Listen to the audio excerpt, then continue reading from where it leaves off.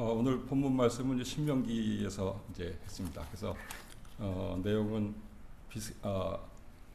지금은 이제 요르단 지역인데 아바림 산지에 있는 이제 비스가산, 느보산. 그러니까 성경이 이게 좀 헷갈려가지고 비스가산이 제일 높은 산인지 느보산이 제일 높은 산인지 그런데 이제 여러분들 찾아보면 비스가산이 느보산이다 하는 사람들도 있고 비스가산이 산 중에 제일 높은 봉우리가 느보산이다 하는 사람도 있습니다. 근데 뭐 그게 크게 중요한 게 아니고 여하튼 그 비스가산, 저는 그냥 편하게 느보산이라고 했습니다만 비스가산이라고 그랬습니다. 비스가산을 산에서 또 그 주변에서 하나님과 모세와 나눈 그 대화를 기록한 것을 여러분들에게 말씀드렸고 그것으로 오늘의 말씀을 드리고자 합니다. 모세는 정말로 가나안에 들어가고 싶어 했습니다. 그래서 오늘 본문 말씀 봤지만 여러 번 얘기한 것 같아요. 그랬더니 하나님께서 여러 번 얘기하니까 그만해도 족하다. 이제 다시 말하지 말라. 그래서 말을 막았어요. 그러니까 굉장히 가나안에 가고 싶었겠죠. 그런데 이제 거절되니까 그 모세 입장을 한번 생각해 보면은 참으로 눈물이 납니다. 저는 실제 성경 읽을 때 제가 눈물 잘 안 흘리는데 이 부분에서 눈물이 나더라고요. 그러니까 이거 읽는 사람이 이렇게 눈물이 나는데 본인은 얼마나 안타까웠을까 하는 생각을 이제 했습니다. 모세가 원래 그 출애굽을 하려고 그런 거 아니잖아요. 안 하려고 막 거절하고 막 저항하고 그러다가 저항 많이 하다가 죽을 뻔도 했어요. 그랬더니 이제 시보라 아내가 살려서 기지를 받아서 살려주기가 했습니까? 그걸 보면 또 집사람 말을 잘 들어야 되겠다 그런 생각도 했습니다. 그렇게까지 해서 결국 억지로 맡아가지고 역할을 맡았는데 기진기진해서 목전에 가나를 섰는데 넌 그만 가라 하니까 참 안타깝지 않겠어요? 그렇게 했습니다. 그런데 이제 그 하나님이 이제 거절하셨지만 하나님의 마음은 이제 또 여리셔서 결국은 가나안을 보여주세요. 그래서 비스가산 꼭대기에서 오늘 신명기 34장에 있던 얘기처럼 온 이스라엘 땅을 이렇게 보여줍니다. 어떤 그 주석에 의하면은 하나님께서 신적인 영역을 발휘해 가지고 실제로 막 현장에서 보듯이 현미경처럼 샅샅이 보여줬다는 얘기도 있고 그냥 느보산 정상에서 멀리 해안선까지 바라보게 했던 얘기도 있지만 뭐 그게 중요하겠습니까? 하여튼 보여주셨습니다. 그러니까 이제 그걸 보면 그걸 보면서 우리 이스라엘 백성이 여기까지 와서 갈 때가 저기구나 하고 이제 감격됐을 거니까 모세가 가지고 있는 눈물은 돌이켜 보면은 출애굽의 시각에서 보면은 회환도 있고 가나안을 건너가지 못하니까 안타까움도 있어요. 근데 또 그 앞으로 건너갈 가나안 땅을 보면 도전이지만 희망도 있어요. 그러니까 굉장히 복합적인 눈물이 아니었나 생각됩니다. 성경 어디에도 눈물은 안 적혀 있습니다. 제가 이렇게 생각을 하는 거예요. 눈물이 없을 수가 있는가? 그런데 이제 그것이 안타까움의 눈물이건 희망과 도전의 눈물이건 더 이상 눈물의 감상에 젖어 있을 여가가 없습니다. 왜냐하면 하나님께서 명령하신 바가 있어요. 그러니까 가나안을 건너가도록 여호수아에게 인계 작업을 하라고 말씀하셨기 때문에요. 그래서 모세의 눈물은 땀으로 바뀝니다. 그래서 그는 여호수아에게 안수해서 이스라엘 백성을 끌고 가나안을 건너가는 길을 이어가도록 그렇게 명령을 합니다. 그렇게 하기 전에 이미 모세는 3번의 광야 설교를 통해서 이스라엘의 미래를 준비합니다. 특히 마지막 3번째 설교에서 그는 그리심산과 에발산에서 이스라엘 민족을 나눠놓고 축복과 저주의 예식을 하도록 합니다. 그렇게 해서 여호와를 기억하도록 이렇게 당부를 합니다. 그렇게 하고 결국 모세는 지금까지는 이끄는 인도자였지만 지금은 이제 이어가게 하는 인도자로 역할을 바꾸는 거죠. 그래서 모세의 땀은 출애굽으로 끝난 게 아니고 가나안을 위해서 지나온 길 그리고 새롭게 가야 될 길을 잇는 일을 했다 이거죠. 그러니까 자기는 자신의 개인적 소망은 이루어지지 않았지만 공적 입장에서 하나님에 대한 순종과 백성의 미래를 위한 그 미션의 삶을 살게 된 거죠.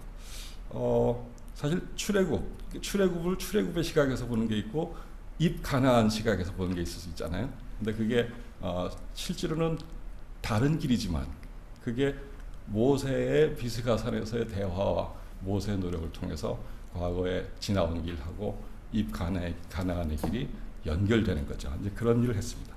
그래서 처음 출애굽할 때 모세가 가졌던 초심, 이스라엘 백성이 가진 초심, 그건 사실 뭐 버려도 되고 안 해도 되는 게 아니고 하나님께서 강제로 하신 명령이에요. 그래서 그것은 반드시 이어가야 될 그런 마음이었다, 이렇게 생각할 수 있습니다. 재밌는 건 이제 모세가 비스간에서 죽죠. 그런데 늙어서 기력이 없어 죽은 게 아니에요. 그는 120수를 살았습니다. 그리고 아직 힘이 있습니다. 그 성경에 보셨지만 그는 뭐 시력도 좋았고 그다음에 체력도 좋았습니다. 그런데 자기가 할 일을 역할을 다 하고 하나님께서 여기까지다, 그러니까 인계 작업을 하고 죽습니다. 우리말 성경에는 그냥 죽은 걸로 되어 있는데 어떤 그 영어 성경에 가면은 자기가 자기를 죽인 걸로 되어 있어요. 그게 뭐 자살인지 그냥 죽을 걸 기다리는지 그건 모르겠지만 하여튼 he buried himself 이렇게 되어 있어요.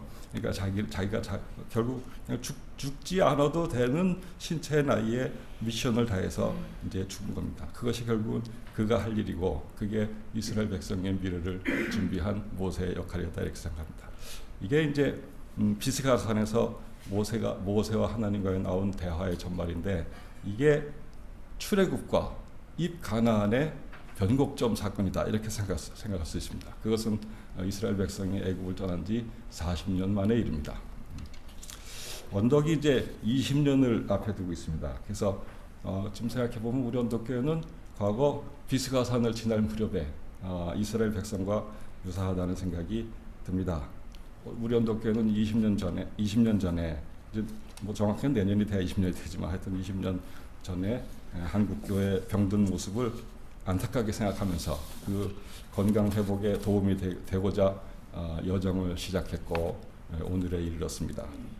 광야 생활 40년의 지금에서 모세가 그랬듯이 우리 언덕도 20년을 변곡점 삼아서 지난 날을 돌이키고 앞으로 가야 할 길을 예비해야 되지 않나 하는 생각이 듭니다. 광야 생활 40년이면 우리도 앞으로 20년 더 기다려서 하면 되지 않냐, 뭐 굳이 그럴 거 있냐 하는 생각. 지금 변곡점이 생겼을 때 하는 게 좋다 하는 생각이 듭니다. 물론 이제 우리는 모세가 아닙니다. 모세는 그 성경에 의하면 이후에 그 같은 선지자가 다시는 나지 않았다 할 정도로 위대한 인물입니다. 그러나 모세도 완벽하지 않죠. 하나님께서 역사하시고 같이 도우시지 않았으면 모세가 그 같은 임무를 수행할 수 없었습니다. 그렇다면 뭐 마찬가지로 우리도 하나님께서 도와주신다면 우리의 역량 이상으로 일을 잘 할 수 있겠다 하는 생각입니다. 그러니까 이제 20년이 됐으니까 이 변곡점에서 모세의 심정으로 아직 우리가 기력이 남아 있으니까, 아직도 우리가 뜻이 남아 있으니까 지난 날을 돌이키면서 앞으로 가야 할 길을 준비할 수 있다, 이렇게 생각됩니다. 지난주에 그 이은희 권사님께서 설교하시면서 언덕의 출발을 얘기했습니다. 아주 너무 아름다운 얘기를 하셔서 굉장히 아름답다 이렇게 생각했는데 구체적인 내용이 기억이 안 나는 걸 보니까 저도 많이 나이가 든 것 같습니다. 여하튼 그래서 그게 오늘은 뭐 후속편쯤 되지 않겠나 이렇게 생각이 되고, 다행히 제가 아까 박정희 장로님께서 말씀하신 대로 언덕에 처음 출발할 때부터 지금까지 관찰할 수 있는 뒷자리를 지키고 있었던 그런 행운이 있었기 때문에 그런 입장에서 그냥 이야기를 하는 것으로 오늘 설교를 가름하고자 합니다. 먼저 그 언덕의 출발에 대해서 잠깐 돌이켜 보면 1970년대 80년대 한국 교회는 급속한 양적 성장을 이루면서 그 전에 민족을 이끌었던 눈부신 과거를 잃고 사회 지탄의 대상이 되는 그런 그 병적인 상태가 됩니다. 그리고 1980년대 말에 한국 사회는 민주화 바람을 타고 시민운동이 급격하게 활성화됩니다. 그것의 일부 영향을 받아서 1990년대에 한국의 기독교계 내에서도 기독교의 자정을 위한 노력들이 시민단체를 중심으로 전개되기 시작합니다. 여러분들이 잘 아시는 기독교율 실천운동, 뭐 복음과 상황, 뉴스 엔조이 이런 것들이 그때 또 기독교 청년 아카데미 이런 것들이 그때도 생겨나서 한 겁니다. 근데 이제 그 중에 가장 그 세력이 좋은 게 이제 기은실인데 기독교율 실천운동. 그러니까 근데 기본적으로 이제 기독교적 윤리의 사회 확산에 중점을 줬고 교회의 회복을 위한 그 제도적 개혁에 관련된 운동들은 상당히 제한적인 상태가 되었습니다. 그런데 이제 그러다가 뭐 어떤 대형 교회 목사 세습 문제를 둘러싸고 기독교 윤리 실천운동 내부에서 투쟁 방식을 놓고 강원 갈등이 일어납니다. 그래서 그 중에 보다 본격적으로 이 일을 거론하자, 실천하자 하는 사람들이 나와서 만든 게 교회개혁 실천연대입니다. 이게 이제 그리고 뭐 저도 그때 있었기 때문에 이게 이제 연결이 되고 이제 하는 상황인데, 그런데 그러나 시민단체를 주도로 하는 교회개혁 운동은 그 효과성에서 상당히 제한받을 수밖에 없었습니다. 왜냐하면 교회는 우리도 다 그렇지만 교회 문제는 교회 내부에서 풀어야지 외부로부터 푸는 거 아니다 하는 생각도 있었고, 게다가 이제 대부분 그 시민단체 활동들이 대형 교회를 지탄하는 게 되다 보니까 대형 교회가 반드시 뭐 대형 교회를 잘못하는 건 아닌데 여러 가지 병증이 거기에 몰려 있다 보니까 어떻게 대형 교회가 타겟이 됐습니다. 그러니까 그 강력한 대형 교회들의 반발도 있고 그래서 이게 별로 실효성이 없었습니다. 그래서 보다 실효적 방안이 요구되는 상황이었습니다. 그 방향은 시민단체가 아닌 교회 스스로의 개혁 노력입니다. 그런데 개혁을 위해 노력하는 교회를 찾기가 어려웠어요. 그래서 그럼 그런 교회를 만들어야지. 건강한 교회를 만들어야지. 그래서 교회 내부로부터의 개혁 움직임이 있어야 되겠지. 돼야겠지 하는 노력 의식이 됐고, 그런 의식을 배경으로 원덕교회가 태동하는 겁니다. 당연히 그 당시는 한국의 교회 숫자가 모자라는가, 지금도 마찬가지로 밤에 가보시면 얼마나 십자가가 많은지 몰라요. 그러니까 오히려 수많은 교회가 문제지 교회가 부족한 게 문제가 아니다. 그런 상황에서 자칫 의미 없는 교회를 한두 개 더 하는 것은 한국 사회를 더 어렵게 하는 거다. 그래서 뚜렷한 목표의식이 필요했고 한국 교회사의 기일이 남을 그런 교회 창설이 필요했습니다. 그것이 원덕교회의 탄생 배경이고, 원덕은 바로 그러한 한국 기독교사의 기일이 남을 교회가 되기 위해서 목표를 세우고 창설된 겁니다. 그게 이제 언덕교회 미션이에요. 언덕교회 기본적인 사명입니다. 그래서 우리 이제 그 교회 언덕 이야기도 나오지만, 언덕은 기본적으로 건강하지 못한 한국 교회 회복을 위한 모범 교회로서 건강한 교회, 일하는 교회가 되자 하는 것을 비전으로 정립했습니다. 우리를 위한 개교회주의가 아니고 한국의 보편교회 일원으로서 한국교회의 건강을 회복을 위한 개혁교회가 되고자 창설된 겁니다. 개혁 과제는 크게 두 가지입니다. 건강한 교회, 일하는 교회를 비전으로 두고 그것을 이루기 위한 개혁 과제가 크게 두 가지인데, 그 중에 하나가 교회 개혁의 군수기지가 된다. 다른 거 하나는 교회 민주화의 모범이 된다. 이겁니다. 교회 개혁의 군수기지가 된다는 것은 교회 개혁을 위해서 애쓰는 기독시민단체, 개혁 진영의 인사들을 지원한다는 겁니다. 그러니까 그쪽에 역량이 부족하니까 우리가 그것들을 인적으로 물적으로 지원한다 하는 겁니다. 아까 성경 공부 시간에도 나왔지만 영적 투쟁 얘기가 나왔는데, 영적 투쟁은 하여튼 전쟁입니다. 이거는 연습하는 게 아니고 이겨야 되는 거잖아요, 전쟁은. 근데 전쟁의 절반은 군수에 달려 있다고 우리가 얘기를 합니다. 군수, 그 자원 조달 이런 거 우리가 다 할 수 없죠. 그래서 혼자서가 아니고 힘을 키워서 교회 개혁 진영의 역량을 늘리는 그런 총력전을 염두에 두고 우리가 언덕교회가 교회 개혁의 군수 기지가 되겠다고 한 겁니다. 그래서 나중에 이러한 인식으로 언덕은 개혁교회 네트워크, 그러니까 여러 교회들을 연결하는 네트워크를 창설하는데 주도적인 역할을 하기도 합니다. 두 번째는 교회 민주화의 모범이 되겠다, 또는 건강한 교회 모범이 된다, 이런 건데, 그 왜 교회 민주화냐? 한국 교회가 여러 가지 병증이 있다면 그것을 진단하면 우리가 보통 어떻게 진단하냐면은 목회자의 사제적 권위주의, 그리고 교인들의 우민화에, 이상하게 똑똑한 사람도 교회만 가면은 좀 불정적이 되고 막 그래요. 이게 대형 교회에서의 뭐 여러 가지 비판받는 성장주의, 사회적 사명의 망각 같은 문제 이런 거 다시 잘 따지고 보면 전부 교회가 비민주화되기 때문에 그런 거거든요. 그래서 물론 여러 가지 문제가 있지만 핵심적인 쐐기적인 문제를 찾자 그러면 이제 교회의 비민주성이다 이런 생각을 했습니다. 그래서 이를 해소하게 되면 교회의 많은 그 병적인 부분이 치유될 수 있을 것이다 이런 생각을 했고, 그래서 언덕은 교회 민주화의 모범이 된다 이것을 핵심 사명으로 정하고 대회에 천명하게 됩니다. 근데 이제 교회 민주화 그러면은 하나님이 다스리는 교회의 주인이 주님인데 왜 민주적이냐, 이 사람이 주인이 되는 그 민주주의냐, 그렇게 생각하는 사람도 없잖아 있는데, 그거는 이제 오해죠. 교회의 주인이 주님이 된 것을 실천하기 위해서 목회자가 가린다거나 일부 신도가 그 주님 얼굴을 가리는 것을 막기 위해서 오히려 주님이 교회의 주인이신 걸 확보하게 하면서 교회에 모이는 사람들 간의 운영을 민주적으로 한다, 이런 거죠. 그러니까 교회 민주화는 절대적으로 신정을 부정하는 게 아니고 이게 오히려 옹호하는 것이다 이렇게 생각됐습니다. 그래서 이제 언덕은 창설 당시에 의도적으로 목회자가 창설하지 않고 평신도들이 모여서 교회를 창설합니다. 그게 이제 목회자가 나쁘다는 게 아니고, 아무래도 목회자가 리더십을 발휘해서 교회를 창설하면은 그 목회자의 그 권위주의가 고착될 우려가 있기 때문에 그렇습니다. 그래서 평신도들이 미력하지만 모여서 교회를 설치합니다. 이렇게 교회 개혁의 군수기지가 된다, 교회 민주화의 모범이 된다, 이런 개혁 과제가 쉬운 일 아니죠. 쉬운 일 아닙니다. 그러나 우리는 불가능한 일도 아니라고 생각됩니다. 우리가 왜 그러냐면 에베레스트 오르자는 게 아니잖아요. 이거 뒷동산 올라가는 게. 그래서 우리 교회가 마운틴 교회 이러지 않고 언덕 교회 그러는 거예요. 그래서 그렇다고 해서 우리가 쉬운 일만 하자는 것도 아니고 적당하게 힘든 우리가 할 수 있는 일을 하자. 그래서 우리가 언덕 교회를 하자 이렇게 된 것입니다.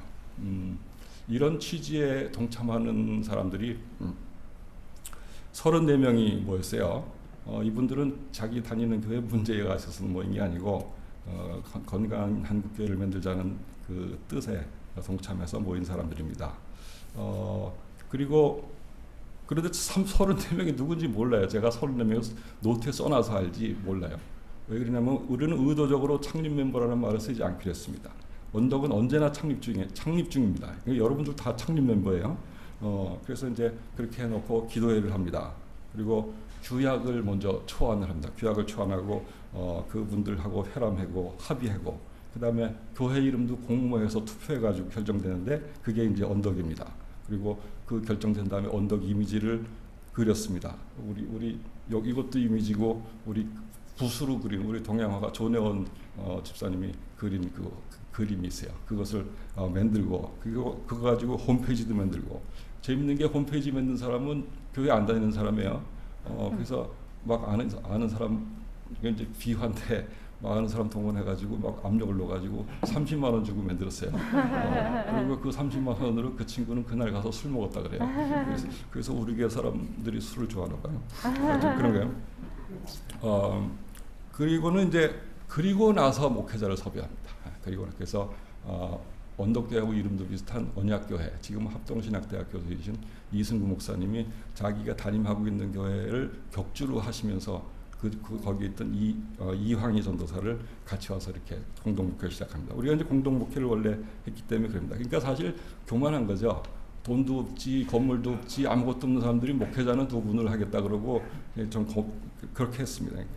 그리고 창립총회를 하면서 규약을 만들어서 출범합니다. 이것도 사실 이례적인 일이라고 생각되고, 그리고 교회개혁 실천연대하고 관련이 있었기 때문에, 교회개혁 실천연대가 우리 교회를 만든 건 아니지만 그래도 그 중에 인사들이 관심을 갖고 우리 교회 개혁 출범을 축하를 합니다.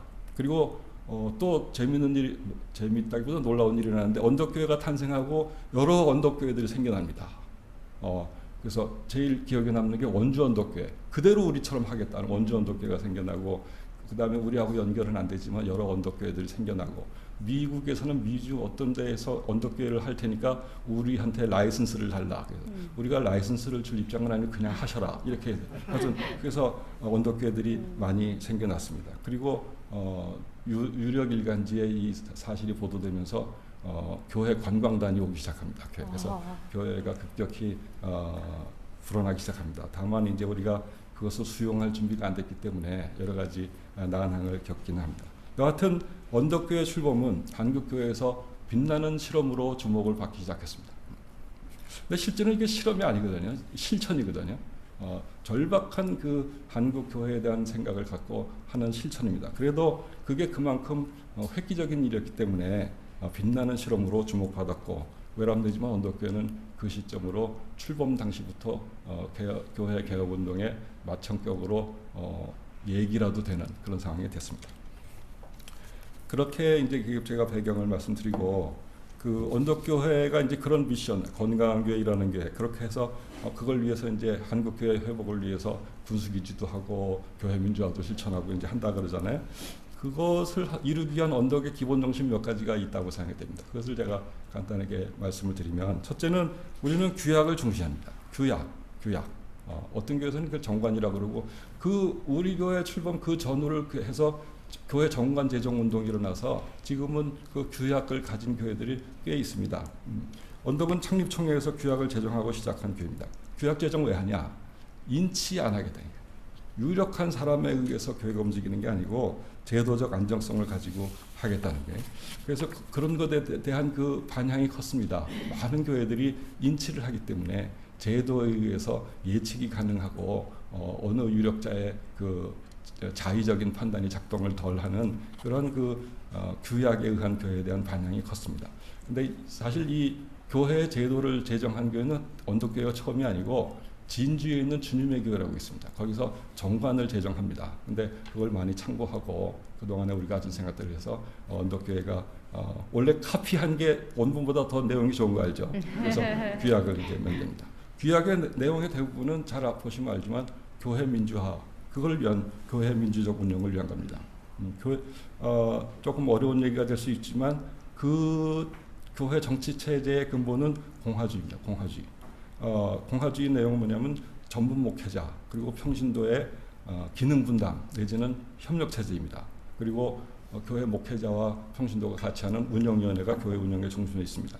이런 공화주의적 정치 체제를 지향하는 것은 급진적인 민주주의가 아니고 온건한 협력 민주주의를 교회에 정착시키고자 하는 것을 염두에 둔 겁니다. 두 번째로 우리가 생각할 수 있는 언덕 정신은 평신도의 주체적 역할을 강조하는 것이 언덕이다. 언덕은 이제 평신도가 주도해서 세운 교회니까 평신도의 주체적 역할이 강조되는 게 당연하죠. 그리고 그랬기 때문에 언덕을 평신도 교회라고 생각할 수 있습니다. 그런데 평신도가 주축이 돼서 교회를 세웠다고 해서 평신도 교회가 되는 건 아니에요. 평신도 교회는 평신도 교회가 이끄는 교회입니다.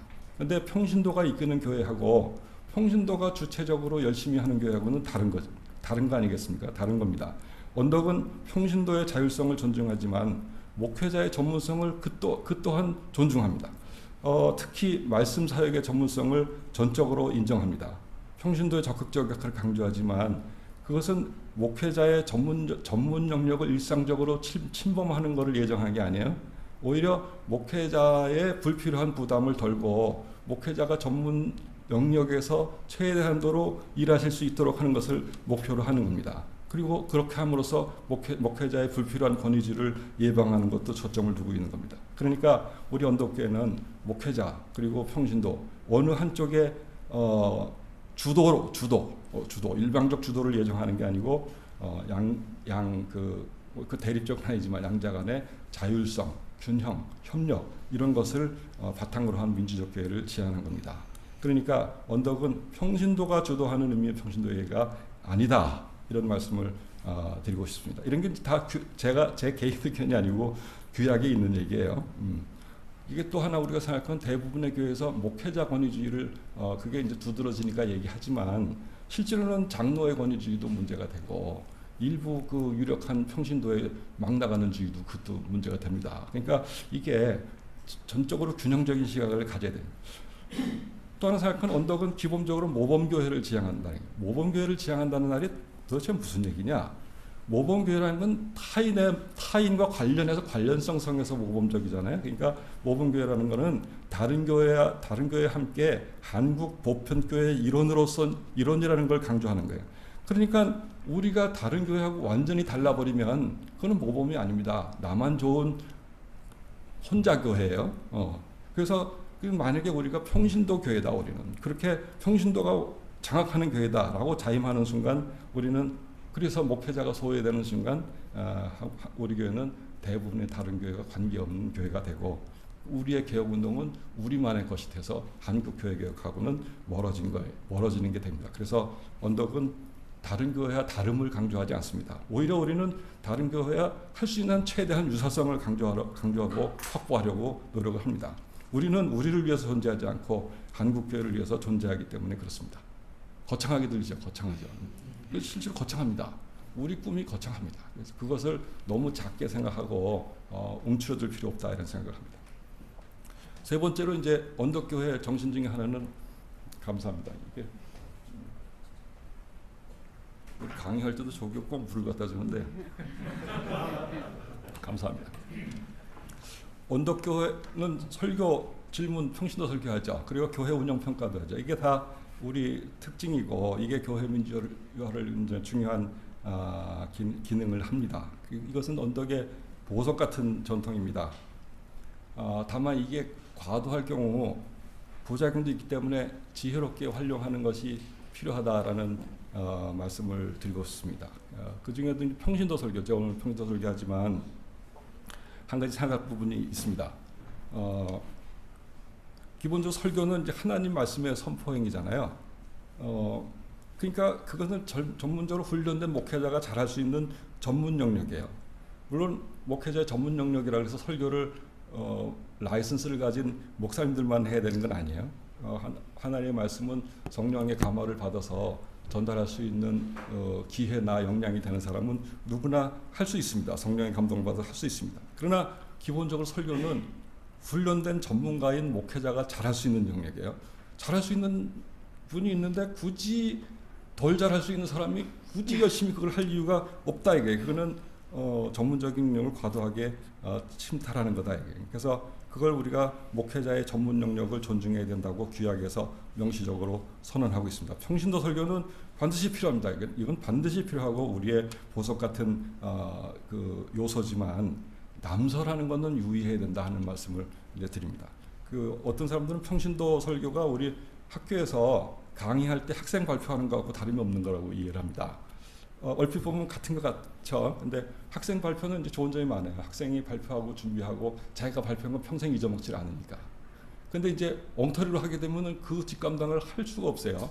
그래도 학교에 참여 수업은 괜찮습니다. 왜냐하면 학생들은 발표하기 전에 뭐에 대해서 발표하라고 주제도 주어지고 하는 형식도 제약을 받고 한 다음에 잘했건 못했건 평가를 받아요. 교정받습니다. 그리고 그 담당 선생님이 그걸 이건 아니다라고 얘기를 하고 그래요. 어떤 때는 발표자 야단도 칩니다.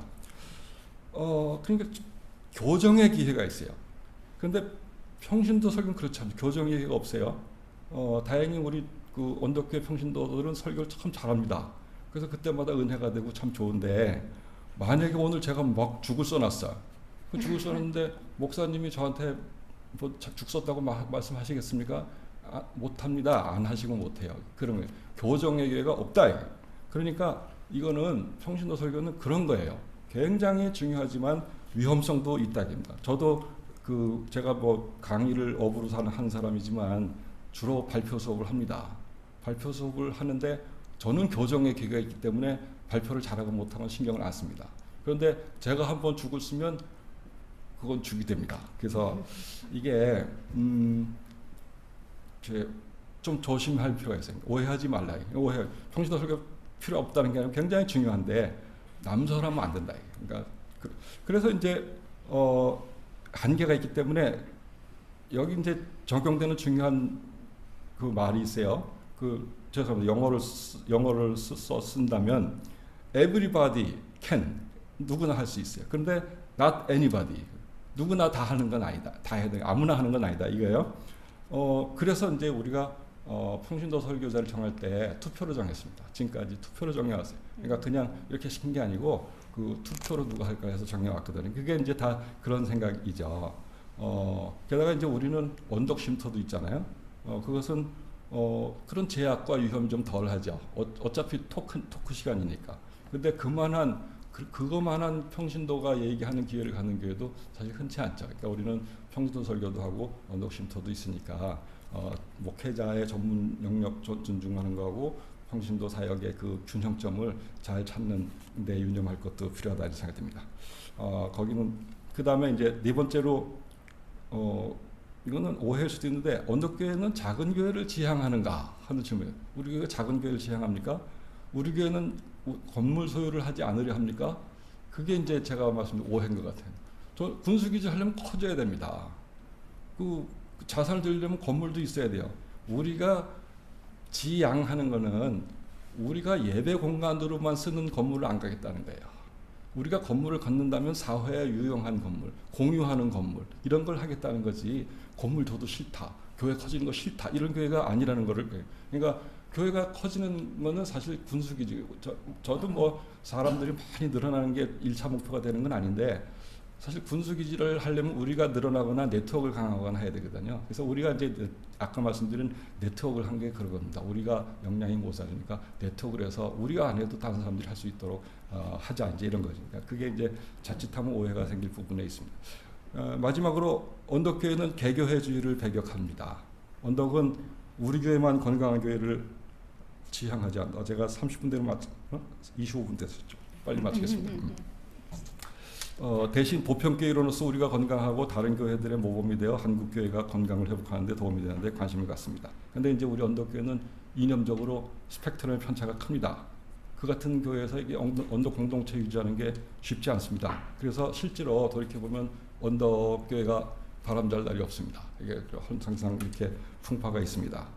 그런데도 대체로 보면 그 풍파를 겪으면서도 언덕교회가 유지를 잘 해왔어요. 그래서 저희가 언덕교회는 그 생존 자체가 기적이다 이렇게 얘기했습니다. 그런데 그런 기적을 유지하는 게 한국교회를 위해서 굉장히 중요한 일이 됩니다.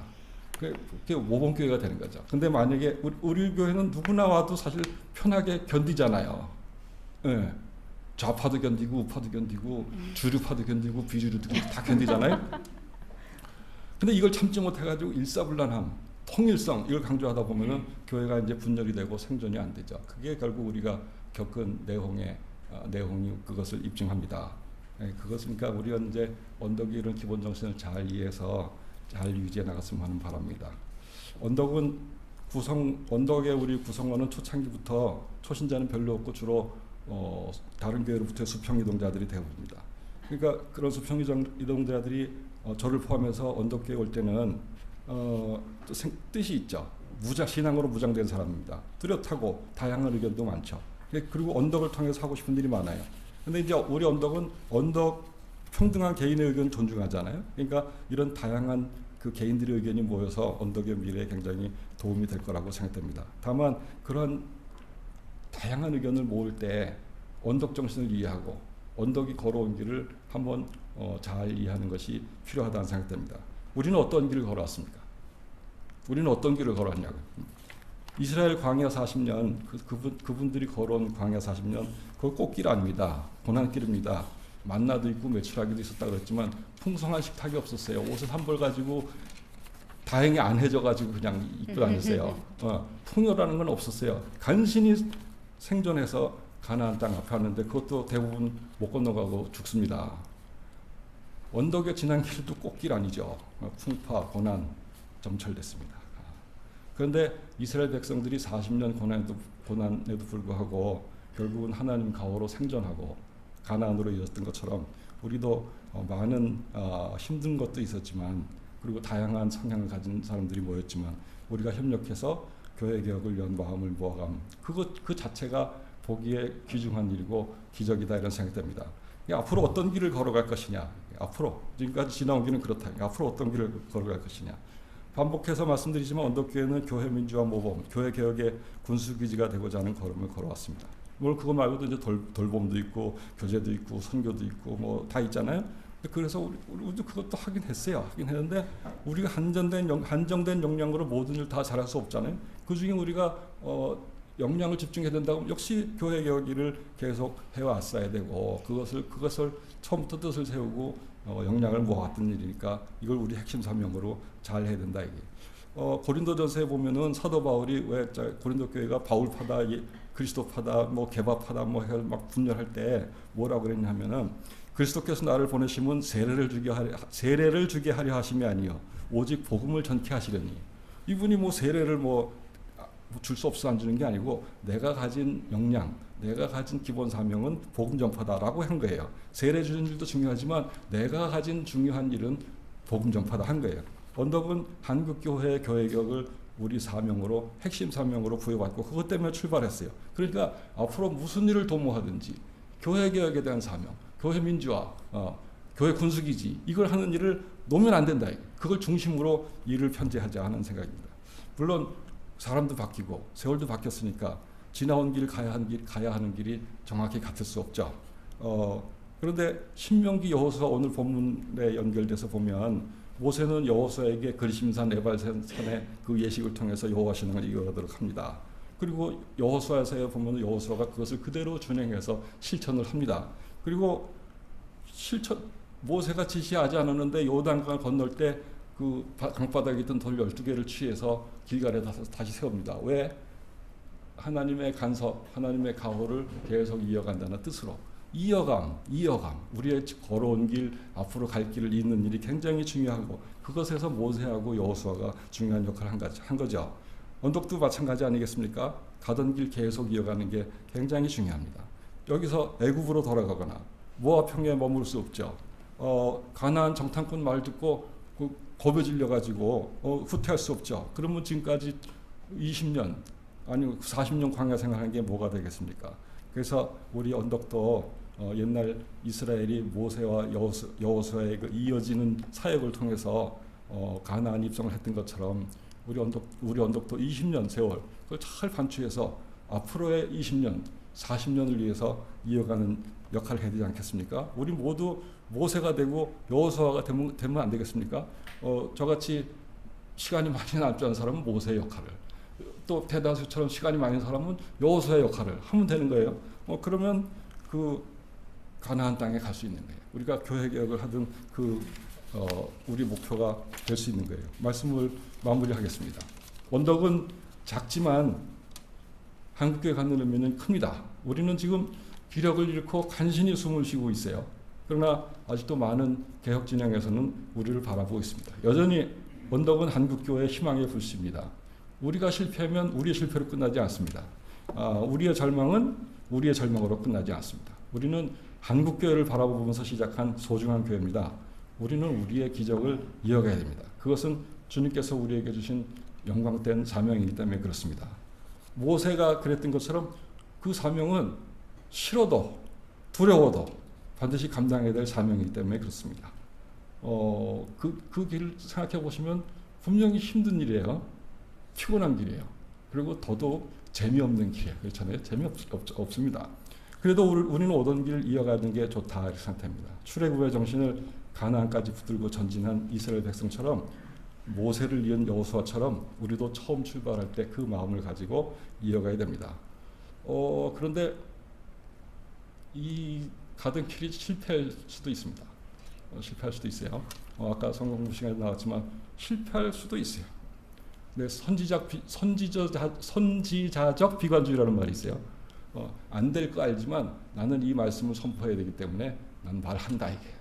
안 될 거 알아도 내가 해야 될 일 한다. 그러니까 비록 안 될지 몰라도 우리는 선지자적 비관주의 정신으로라도 가던 길을 나아가야 됩니다. 이것이 교회 설립부터 지금까지 여러분들과 함께 뒷자리를 지켜온 한 관찰자의 이야기입니다. 그리고 또 바람입니다. 그 언덕교회가 10년을 맞이하면서 10년사를 발간한 게 있어요. 시간이 좀 갔지만 30분은 안 넘을 것 같아서 그 언덕교회 10년사 서문을 읽는 것으로 제 말씀을 마치겠습니다. 10년으로 되어 있지만 그냥 20년으로 바꿔서 생각하시면 오늘의 실정에 딱 맞는 것 같아요. 10년, 20년이죠. 10년 사람 나이로 치자면 이제 겨우 초등학교나 다닐 코 흘리게 나이일 뿐인데 그 짧은 기간 동안 평생 웃을 웃음, 평생 흘릴 눈물, 평생 흘릴 땀의 많은 부분을 섞어 인생의 가장 중요한 시간을 언덕에서 보냈다. 하지만 돌이켜보니 그 웃음, 눈물, 땀 그리고 시간에 비추어 우리가 이루었다고 변변히 내세울 만한 것은 없는 것 같다. 한국 교회의 아픔을 온몸으로 느끼면서 교회 민주화의 모범, 교회 개혁의 군수기지가 되겠다는 거창한 꿈을 품고 언덕을 오르기 시작했던 자부심은 아직도 여전하지만 10년 오름에 쌓인 이런저런 일로 가슴 한켠 남아있는 아쉬움이 크다. 그래도 언덕의 지난 10년 여정은 결코 헛되지 않다. 언덕 오름이 들판 낮은 둔덕인 줄만 알았더니 때로는 험산줄령이요 때로는 심산유곡이었지만 돌이켜보면 언덕 오름의 노정에는 늘 주님이 함께 하셨다. 고비마다 두려움에 지친 우리 옆에 주님이 늘 함께 하셨다. 봄, 여름, 가을, 겨울 주님은 손수 언덕의 언덕이 되셔서 우리에게 위안이셨고 힘이셨다.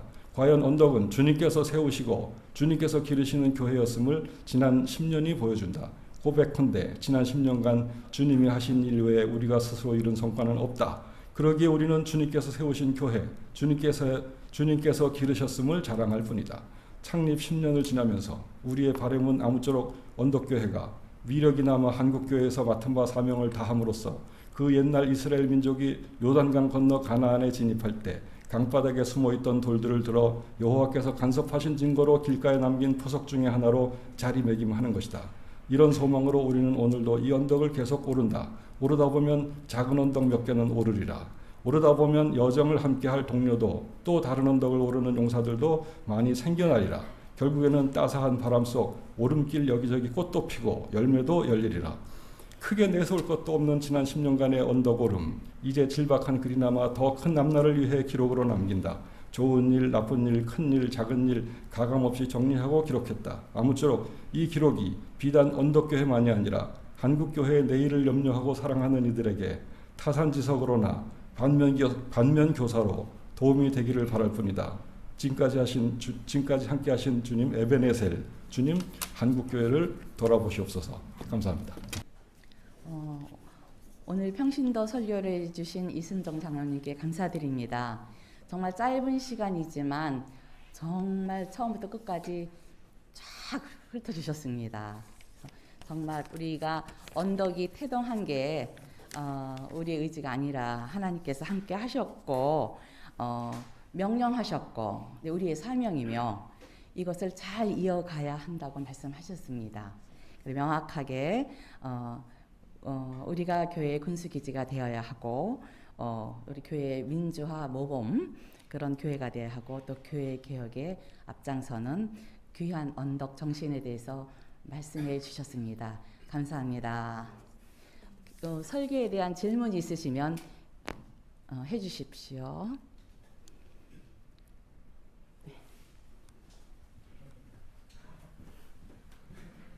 네, 말씀 감사드리고요. 한 가지만 이제 짧게 질문 드리겠습니다. 이제 목사님의 설교 하시는 거에 대해서 전문성이라든가 어떤 그런 권위에 대해서는 저희 이제 모두가 다 인정하는 부분일 텐데, 근데 이제 평신도가 설교하는 거에 대해서 저희가 이제 보면은 목사님이 설교하시는 거는 성경에 대한 해석 또는 그 적용에 대해서는 아마 누구보다도 어떤 이제 성도보다도 당연히 이제 그렇지만 잘 하시겠지만 설교가 영역 있고 이제 그런 부분이 아닌 이제 평신도한테 주로 설교를 하라 그러면은 처음에는 이제 언덕에 어떻게 오게 됐는지의 간증 또 한 번 더 하라 그러면 이제 삶에 대해서 내가 어떻게 살아왔는지를 좀 감동적으로 표현해 주시는 분들도 많거든요. 잘하시는 분들도 많거든요. 그러니까 꼭 설교가 성경에 대한 해석이랑 적용이 아닌 부분에 있어서는 좀 다양성과 그리고 또 그들이 이제 주시는 이제 감동적인 부분의 삶의 나눔이 있는데 이런 게 어우러져서 저는 좀 어떻게 보면 평신도 설교가 늘어나면은 또 설교가 풍성해지고 감동적인 부분도 있기 때문에 어떻게 보면 이거를 굳이 목사님이 이제 전문적인 영역이니까 평신도는 조금 더 이렇게 좀 제약돼야 된다 이런 이제 의도였는지 아니면은 저는 충분히 평신도도 다른 영역에서 어떤 성경에 대한 그런 전문적인 영역이 아닌 부분에서는 강점이 있다고 생각을 하거든요. 그래서 그렇지만 이제 장로님의 또 이제 그런 거에 동감하는 거는 평신도한테 설교를 하라 그러면 부담스러워요. 그렇기 때문에 강요해서 하게 되면 굉장히 좀 부담이 되니까 그런 부분은 적절하게 이제 조정을 해야 된다 이렇게 생각을 하는데 어떻게 생각하시는지 좀 궁금합니다.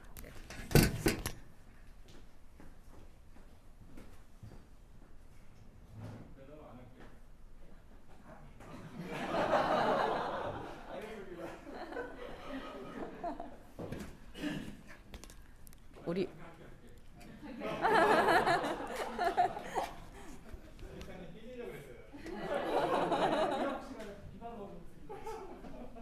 그냥 말할게.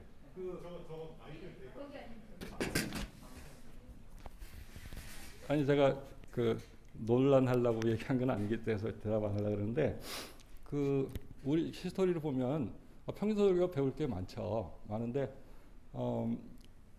쉼터를 만든 이유가 있잖아요. 쉼터가 자유롭게 그런 거 하라고 만든 거예요. 그게 없으면 한두 개 더 해도 되는데 그게 있는데 또 이것도 늘리고 그러면은 내 생각에 다른 교회에서 너무 놀랄 것 같은 생각이 하나 드는 거예요. 그게 하나 들고 그 다음에 이게 흑역사 비슷한 건데 저는 제가 평소설교 우리 이승엽 입사님 하라는데 자꾸 빼고 안 했던 이유가 제가 옛날에 한번 저지른 일이 있어요. 제가 설교를 했는데 하면서도 제가 긴가민가 했는데 목사님들에게 충격을 준 것 같아요. 그거 수습하느라고 목사님들이 2-3달 걸렸어요. 오케이. 그러니까 교정의 기회가 없는 게 저는 결정적인 단계라고 생각해요. 그래서 이거 평신도 설교할 때 이렇게 부탁을 억지로 해서 할 게 아니고 투표를 해가지고 원래 하던 대로 할 만한 사람이 충분히 연습을 하고 공부를 하고 하는 게 좋아요. 그리고 이거는 설교는 개인한테 하는 게 아니고 회중의 시간을 뺏는 거예요. 그리고 처음 교회 오는 분들도 계세요. 복합적으로 생각해야 돼. 그러니까 가급적이면 프로페셔널한 사람이 하는 게 좋아요. 그런데 평신도 설교 없애면 안 된다고 생각하는. 그건 반드시 있어야 돼요. 근데 그게 그 균형점을 얼마나 찾는 거는 그거는 여러분들이 결정하실 일이에요. 그 정해진 건 없습니다. 근데 제가 생각하기엔 쉼터도 있고 학교에서도 그래요. 예를 들어서 어디 가서 얘기하는데 제가 와서 강의하는 걸 원하냐, 학생이 와서 강의하는 걸 원하냐, 당연히 죄송하죠. 제가 와서 하는 걸 원해요. 그게 전문성이라는 거예요. 그래서 그게 정해진 바는 없어서 제가 대답 안 해도 된다고 생각했는데 그렇습니다. 그거는 살아있는 선이에요. 그렇게 생각하시면 될 것 같습니다.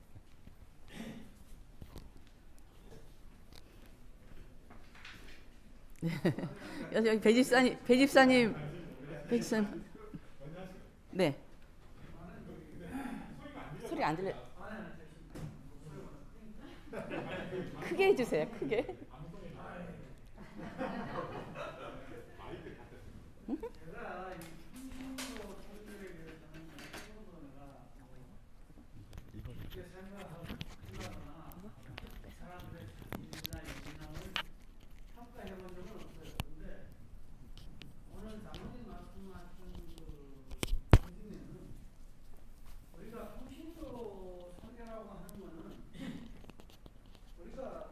예상치 못했던 거. 좋네. 저희들이 예상치 못했던 거. 또 좀 솔직하게 얘기하자면은 우리의 삶의 회자를 평신도를 통해서 돌아볼 수 있는 기회도 되고 또 설교라고 하지만은 몇몇 분들은 지식이 있고 감성이 있는 분들은 설교를 하셔도 괜찮지요. 그러나 굳이 평신도 설교를 이렇게 뭔가 좀 제약을 둔다면은 우리 교회 목사님 2분 계시는데 우리가 일주일에 한 번씩 나가서 예배 드리는다. 일주일에 4번 해요. 그럼 목사님 2분 계시는데 그분들한테만 해도 충분해요. 제 생각은 그래요. 근데 굳이 평신도 설교라고 하는 거는 답답하네. 평신도 설교를 하는 거는 우리가 알지 못했던 것, 또 목사님들로 통해서 우리가 알아보지 못하고 몰랐던 우리가 지난 회자를 한번 기억해 볼 수 있는 거고 같이 공감할 수 있는 자리도 된다고 저는 생각을 해요. 저는 한 번도 안 해봤지만 물론 자질 없으니까 못하지만은 안 해봤지만은 그런 의도에서는 참 좋다 보는데 지금 장로님이 말씀하신 그 의중에는 뭔가 또 나같이 좀 질퍽거리는 사람이 나와가지고 뭐 설교한답시고 와서 쓰면은 또 문제가 될 수도 있겠죠. 그러나 제가 볼 때는 우리 교회에서 또 우리가 아는 입장에서는 그럴 만한 사람이 없다고 생각을 해요. 그래서 너무 조심스럽게 말씀을 하셨는데 저는 거기에 대한 평신도 설교라는 것에 대해서 우리가 너무 그렇게 깊게 생각하지 제 생각을 말씀을 드리는 거예요. 깊게 생각하지 말고 내가 살아왔던 길, 내가 지나왔던 길, 내가 겪었던 일을 할 수 있는 게 평신도예요. 안 그러면 목사님 설교만 계속 들으면 되잖아요. 지적인 설교 듣고 하는 사람들은 그렇지만은 그 평신도 설교에 대해서 너무 그렇게 우리가 좀 솔직한 말로 좀 겁을 낸다든가 이러지는 않았으면 좋겠어요. 근데 또 할 만한 사람들 하니까 그래서 거기에 대한 제약은 물론 운영위원회에서도 그걸 하겠지만은 그거를 좀 감안하셔가지고 좀 너무 그렇게 제약을 안 뒀으면 하는 생각이 듭니다.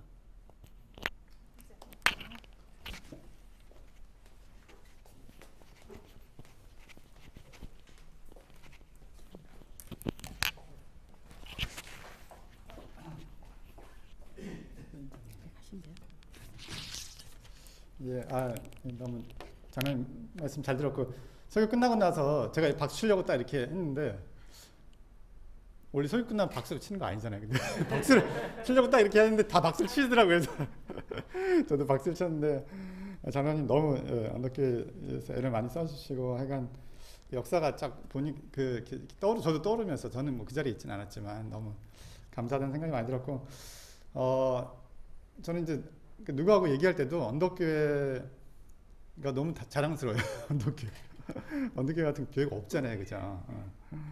그래서 뭐 우리 그쵸 설교 끝나고 저기 질문하는 거라든지 이런 거를 여러 가지 이제 다른 교회 없는 게 많기 때문에 이런 거 얘기하면 그런 것도 있냐고 얘기도 하고 그래서 언덕교회 너무 자랑스럽고 그리고 이제 이순 장로님 포함해서 이렇게 언덕교회 토대를 만들어 주신 분들께 너무 참 감사드리고 한데. 제가 처음에 언덕교회 저도 한 4, 5년 됐는데 처음 와서 놀랐던 게 언덕교회 알고 있었거든요.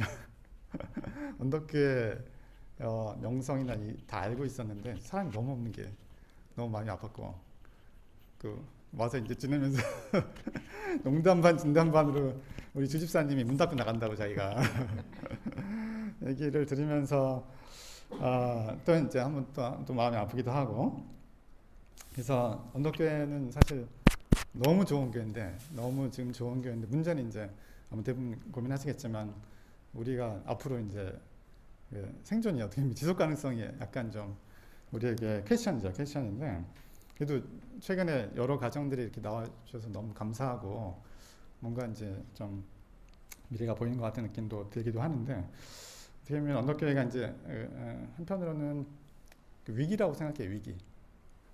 기회도 있고 약간 위험도 있고 기회도 있고 그래서 보통 이제 기업들이 그런 위기의식을 가지면 좀 혁신을 하잖아요. 혁신을 하는데 예전에 뭐 삼성 이건희 회장님이 여러 가지 이제 그 미래에 대한 위기의식을 느낄 때 마누라하고 자식들 빼고 다 바꿔라 그렇게 임원들이 모아놓고 얘기를 했다고 그러더라고요. 그래서 예를 들면 여러 가지 비전, 어떤 방향성도 바꾸기도 하고 일단 기업의 가장 핵심 중요한 가치는 뭐 이윤추구 또는 생존이라고 봐야 되겠죠. 생존. 그래서 뭐 여러 가지 어떤 목표도 바꾸기도 하고 방향성도 바꾸기도 하고 로고도 바꾸고 최근에 기아도 로고도 바꾸고 했는데 그래서 뭔가 이제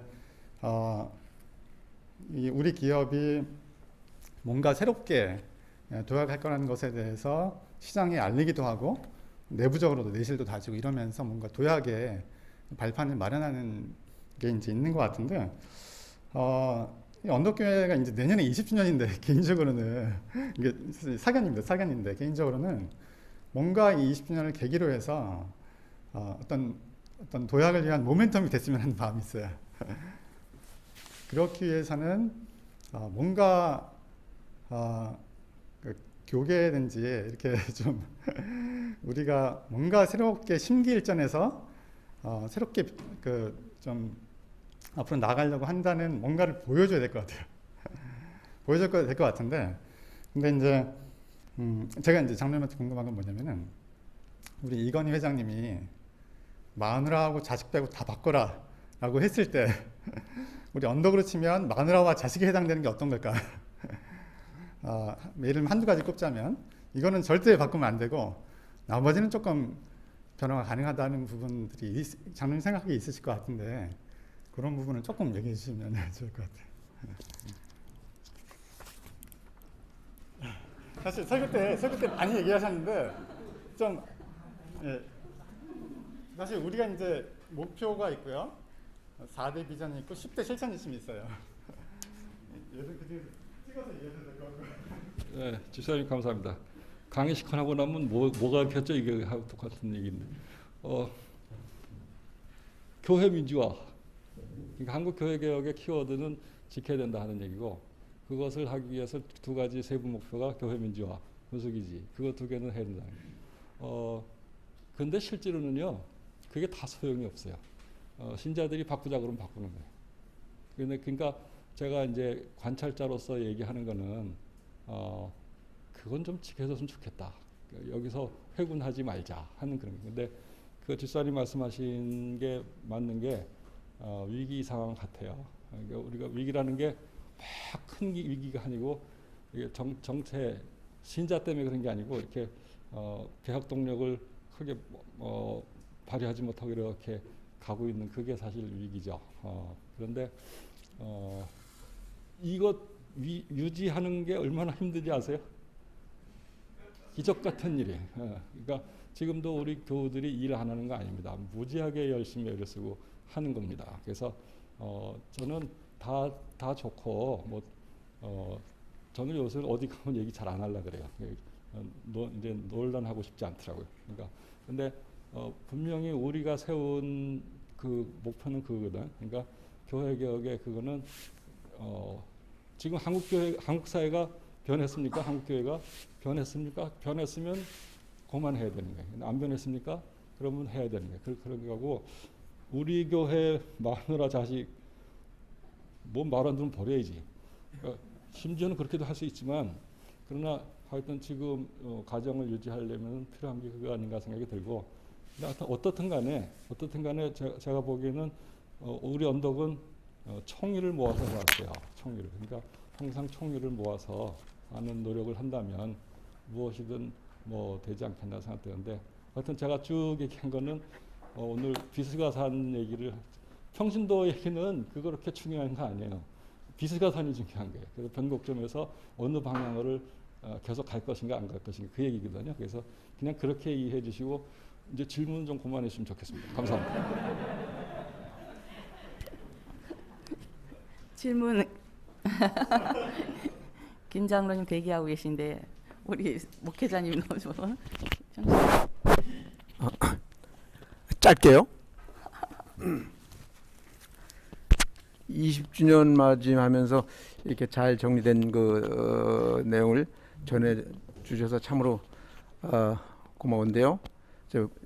무기력한 어떤 상황일 수 있는데 다시 한번 우리 어떤 그 초기의 그 정신을 일깨워준 것 같아서 참 의미 있고 좋은 기회라고 생각합니다.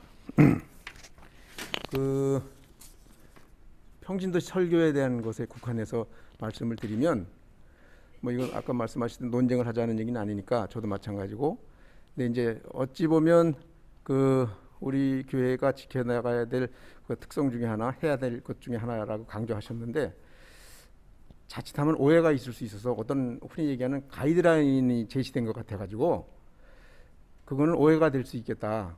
그렇다면 그 기준에 맞춘다고 하면 여기서 과연 설교를 할 사람이 몇 사람이나 되겠는가? 정 집사님의 말에 이제 어떤 같은 동감의 생각을 하고 있는데요. 평신도 지금 이제 목회자들이 전문성에 대해서는 인정을 하죠. 또 따라가죠. 그러나 그 신학이라고 하는 것, 성경을 보는 관점은 몇백 년, 몇십 년, 그리고 역사를 봐도 그렇고 달라지는 경우가 있거든요. 그렇기 때문에 전문을 했다고 하더라도 그분들이 말씀하시는 것, 공부했던 것, 연구했던 것이 과연 다 옳으냐고 하는 것은 성도들이 받아들이는 상황에 따라 틀리는 것인데, 그 은혜의 관점에서는 목회자들이 전문성을 인정을 합니다. 그래서 그걸 무시하는 건 아니고, 그러나 단지 평신도들이 설교를 한다고 하는 것은 성경 말씀을 우리 생활에 어떻게 적용하고 사느냐에 대한 자기 고백들이 많이 있거든요.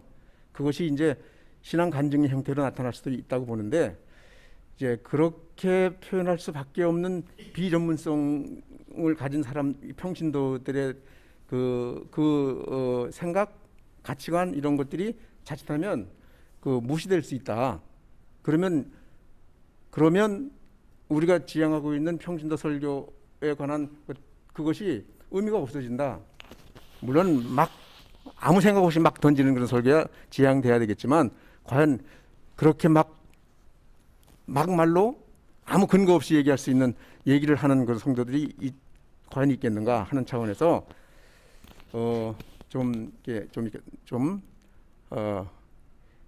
장로님 말씀은 좀 뭐랄까 좀 그렇습니다. 약간 반대 그런 의미라기보다 뭐 논쟁한다 그런 의미보다 좀 더 확대돼서 편하게 우리가 돼야 되지 않을까. 그래야 누구든지 자기의 그 신앙의 가치를 같이 공유할 수 있는 그런 장이 열려지지 않을까라는 생각 때문에 잠깐 말씀드렸어요. 네.